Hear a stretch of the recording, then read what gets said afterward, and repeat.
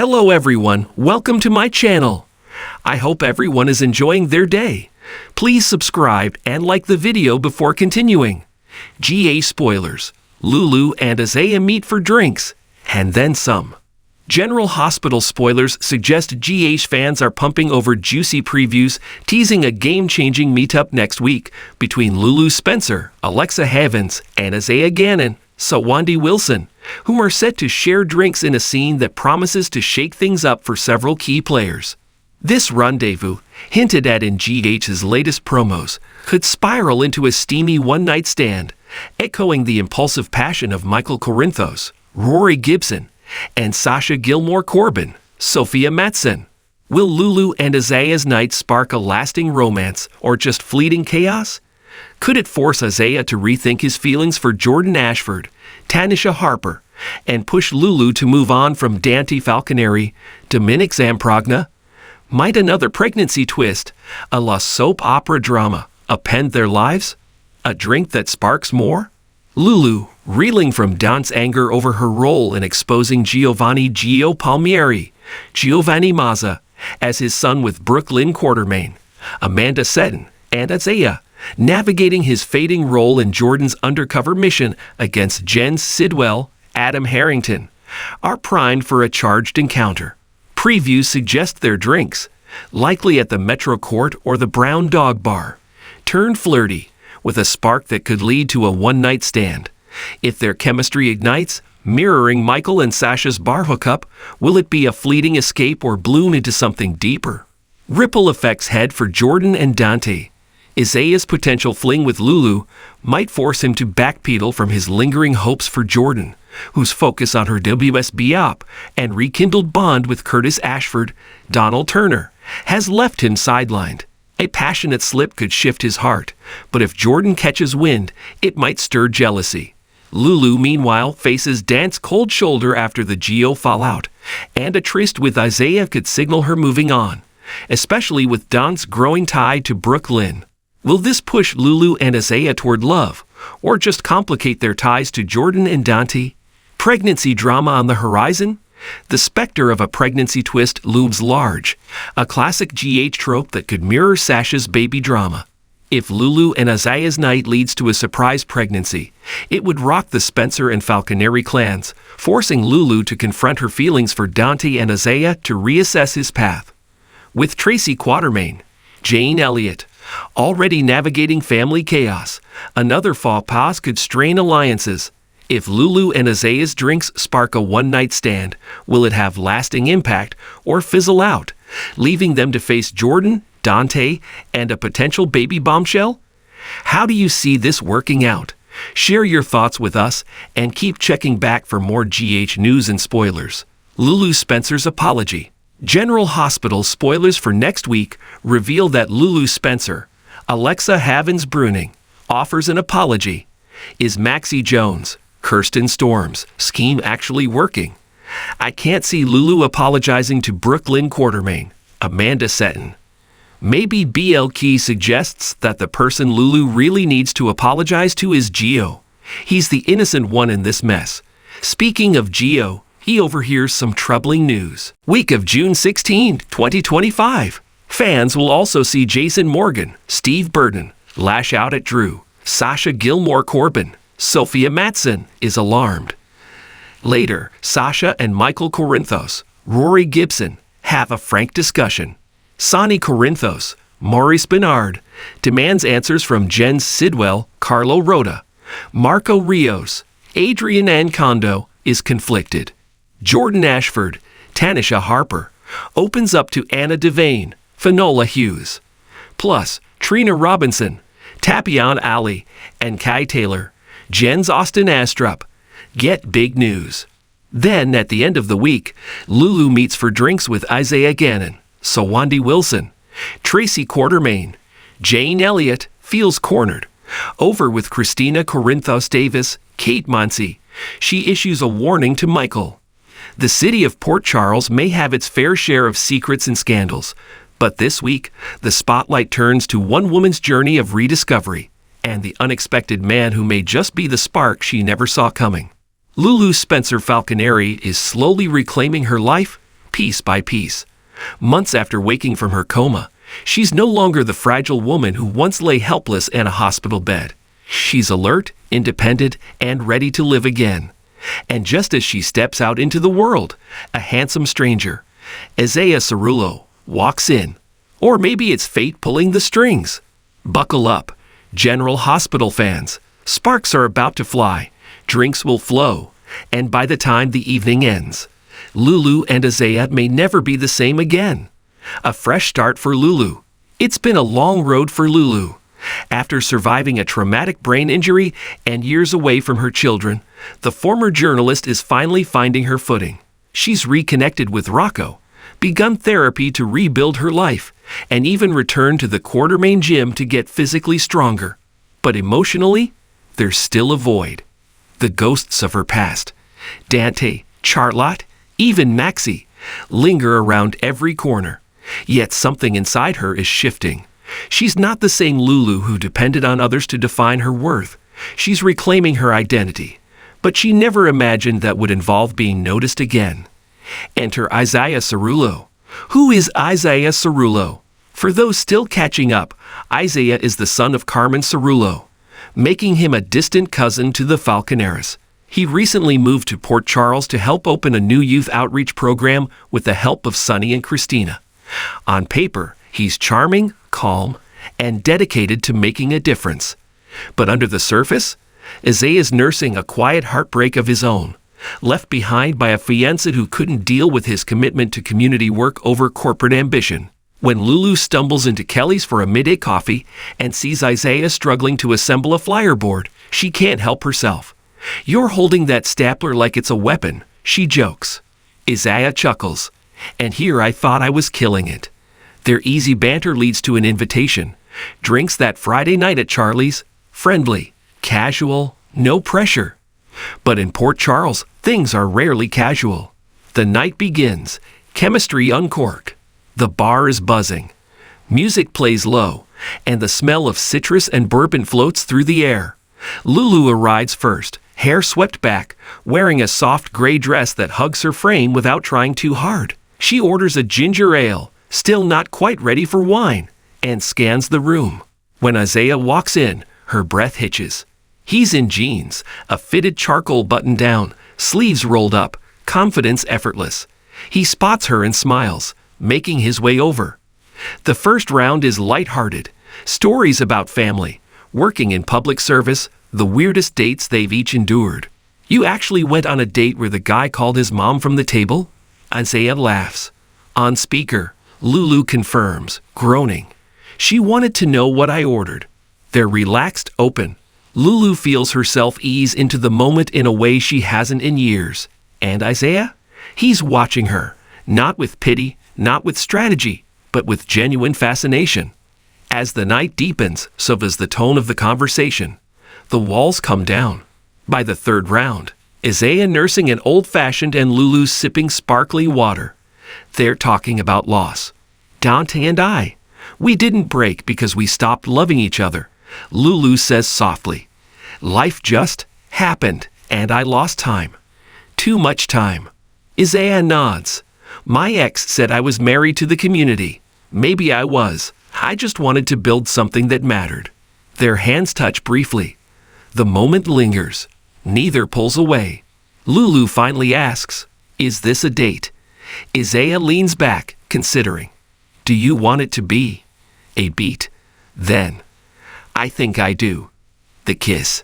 The parking lot outside Charlie's is quiet, bathed in golden streetlight. Lulu fumbles with her keys, still laughing about something Isaiah said. Then she stops. Isaiah is behind her, watching. Close. She turns. "I haven't kissed anyone in years," she confesses. "Then let me be the first," he replies. And he leans in, gently, respectfully, until their lips meet. It's not fire, not at first. It's warmth. It's safety. Then, like striking a match, the heat builds. Lulu presses closer, her hands in his shirt, his arms around her waist. It's raw and real and nothing like she expected. When they break, she's breathless. "I wasn't expecting that," she whispers. "Neither was I," Isaiah replies. The morning after, By the next morning, Lulu is at Maxie's door, eyes wide, heart pounding. "Maxie, I kissed someone." Maxie nearly drops her coffee. Hoo-hoo. As Lulu spills everything, Maxie alternates between squealing and offering sage advice. "It's okay to feel guilty," Maxie says gently, "but it's also okay to feel alive again." Later that day, Lulu gets a message. Isaiah wants to see her again. But before she can respond, a knock at her door surprises her. Dante. Complications ahead. Dante has perfect timing, or terrible, depending on how you see it. He's come to check on Lulu, not expecting the guarded look on her face or the internal tug-of-war she's clearly battling. He notices the spark in her eye, something he hasn't seen in a long time. "You okay?" he asks, lingering. "I think so," Lulu replies. "I'm just figuring things out." But when he turns to leave, he catches a glimpse of a photo on her table, her and Isaiah, arm in arm at the outreach launch the week before. Dan's expression shifts. Lulu sees it, feels it. "I didn't plan this," she says quickly. "You don't have to explain," he replies. "But maybe we should talk." What's next? Lulu and Isaiah's connection is real, but so is the history she shares with Dante. As she navigates this new chapter of her life, Lulu will be forced to face some hard truths. Can she open her heart again without guilt? Is Isaiah just a rebound or something much more? What happens if Charlotte doesn't approve? And what if Dante realizes he's not as over Lulu as he claimed to be? Meanwhile, Isaiah will have to decide if he's ready to fight for a woman whose heart is still tangled with another. And with the Cerullos' growing presence in Port Charles, expect his story and his secrets to unfold fast. One thing's for sure, Lulu Spencer is no longer Sleeping Beauty. She's awake, aware, and ready to write her own story. Whether Isaiah is a chapter or a co-author remains to be seen. But for now, Port Charles just got a little more romantic and a lot more complicated. There are certain names in General Hospital history that stir instant emotion. Spencer, Cassadine, Corinthos, and one of the most beloved names among them, Lulu Spencer, the daughter of legendary duo Luke and Laura. Lulu's fiery spirit, fierce loyalty, and complicated love life made her a fan favorite for years. But since her tragic injury and subsequent coma in 2020, Lulu has been absent from the Port Charles canvas, leaving her family in turmoil and her children without their mother. Until now. Whispers of Lulu's return have grown louder for months, and GH insiders finally confirmed what fans have long hoped. Lulu Spencer is waking up, but her return isn't just a medical miracle. It comes with deep wounds, complex emotional reckonings, and most poignantly, a long overdue apology. Who is it for? What will it change? And can Lulu truly make amends with those she left behind? Let's dive into the emotional tsunami her reawakening triggers. Waking up to a world that moved on. When Lulu opens her eyes at the long-term care facility just outside of Manhattan, the world she once knew feels like a dream. Dante Falconeri isn't by her bedside. Their children, Charlotte and Rocco, are no longer tiny. And Laura, her indefatigable mother, isn't in the hallway pacing. Instead, a young nurse gently explains that she's been gone for nearly 5 years. Lulu's immediate instinct is panic. Where is Dante? Where are her children? Why does her heart ache with the weight of things unsaid? But as her memories return, piece by painful piece, one fact becomes clear. She never got to say goodbye, or sorry. The ghosts of the past. Dante, Charlotte, and Maxie. As Lulu's rehabilitation begins and she's transported back to General Hospital in Port Charles, the buzz of her return spreads like wildfire. For some, it's joyful. For others, particularly Dante and Maxie, it's complicated. Because Lulu wasn't just a victim of a bomb at the floating rib. She was a woman torn between old wounds and new directions. Her relationship with Dante had frayed long before the explosion, and her final confrontation with Maxie left them estranged. "I never meant for things to end like that," Lulu whispers in an early scene, her voice barely audible. "I thought I had time." The first apology. Maxie Jones.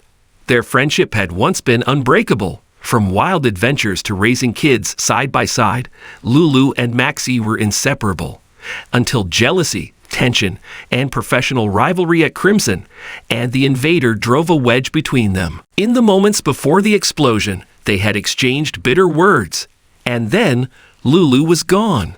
Now, as Maxie stands frozen in Lulu's hospital room doorway, tears streaming down her face, Lulu reaches for her hand. "I was wrong," Lulu says softly. "You were right to protect yourself. I was pushing you away because I didn't know how to hold on anymore." Maxie, overwhelmed, clutches Lulu to her chest. The hug is long, healing, but not perfect. "I was angry for so long," Maxie admits, "but I'm so glad you're back." This first apology sets the tone. Lulu is not just back for drama, she's back for redemption. The children, a mother's guilt. Lulu's heart shatters the moment she sees Rocco and Charlotte. Rocco, now a young teen, hesitates at the sight of the mother he barely remembers. Charlotte, more Cassadine than ever, hides her feelings under a veil of aloofness. How do you say sorry to your kids for being gone so long when it wasn't your fault? Lulu asks Laura in a poignant scene. How do you earn their trust again? Her road back into their lives won't be paved with instant acceptance. It's slow, full of awkward silences, tentative dinners, and quiet heartbreak when Charlotte calls her stepmother Mom by accident. But Lulu doesn't give up. She cooks Rocco's favorite pancakes. She learns about Charlotte's dance recitals. She listens, truly listens, to their stories. And in doing so, she apologizes not just with words, but actions. The heartbreak of Dante. Of all the reunions, Lulu's with Dante is the most devastating. When Dante first hears the news, he's struck with guilt. He's moved on, deeply, emotionally, with Sam McCall. They've built a life, one that's been hard-won and healing for them both. So when Lulu walks into the police station on her own 2 feet, Dante's face goes white. Their reunion scene is emotionally raw. "I thought I lost you," he chokes. "You did," she whispers. "But I'm here. And I'm sorry, Dante, for everything I said, for the way I shut you out, for not telling you that I still loved you, even then." But can love survive time, trauma, other people? Dante doesn't know. Neither does Lulu. Their conversations become quieter, more reflective. The writers don't rush a reunion. Instead, they let the wounds breathe. Will Dante leave Sam? Not anytime soon. But Lulu's apology opens the door to forgiveness and to the future. Laura's strength and Spencer's shadows. Laura Collins, who once begged the universe to spare her daughter's life, now faces the emotional challenge of helping her re-enter the world. "You were frozen in time, Lulu," Laura tells her, "but everything around you kept spinning." Laura serves as both a guide and a protector, reminding Lulu to forgive herself, especially as Cassadine legacies haunt the family again, from Nicholas' dramas to Spencer's tragic end. In a gripping monologue, Lulu sits by Spencer's grave and speaks aloud for the first time. "I should have been here. For you. You were just a kid, and I was supposed to be the adult. I'm sorry, Spencer." The apology is metaphoric, a broader reckoning with family, past choices, and the legacy she carries. What's next for Lulu? With her health recovering and relationships slowly mending, Lulu begins considering what her purpose is now. She declines returning to journalism. Too many ghosts. Instead, she begins volunteering at the youth center, eventually discussing with Laura the idea of running for city council. Why? "I want to help this town the way you helped it, Mom," she tells Laura. "Maybe I can make a difference for kids like Charlotte, for women like I was, lost and angry." A political redemption arc. The seeds are being planted. Fan reactions. Emotional overload. Viewers have taken to social media with passionate responses. Lulu and Maxie's hug broke many. "I've waited 5 years for that. At GA forever.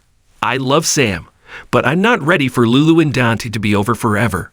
Their love was real. At Soap Queen 212. Charlotte's reaction is so real. Kids don't just jump into forgiveness. GH is nailing this return. At PC Drama Addict. The power of apology. What makes Lulu's return so resonant isn't just the surprise or nostalgia, it's the honesty. Soap characters don't always get real closure. They die, vanish, return with amnesia. But Lulu's arc is layered with realism. She isn't a saint. She was hurting. She pushed people away. And now she's trying, day by day, to repair those cracks. And isn't that the heart of what General Hospital does best? Redemption, relationships, and the beauty of second chances. Final thoughts. Lulu Spencer is back, and better than ever. Lulu's apology tour isn't just a formality. It's a reckoning. With Maxie, with Dante, with herself. As GH continues to navigate the legacy of the Spencer family and the Cassadine aftermath, Lulu's story is once again at the center of the storm. Only this time she's not just surviving it. She's tools.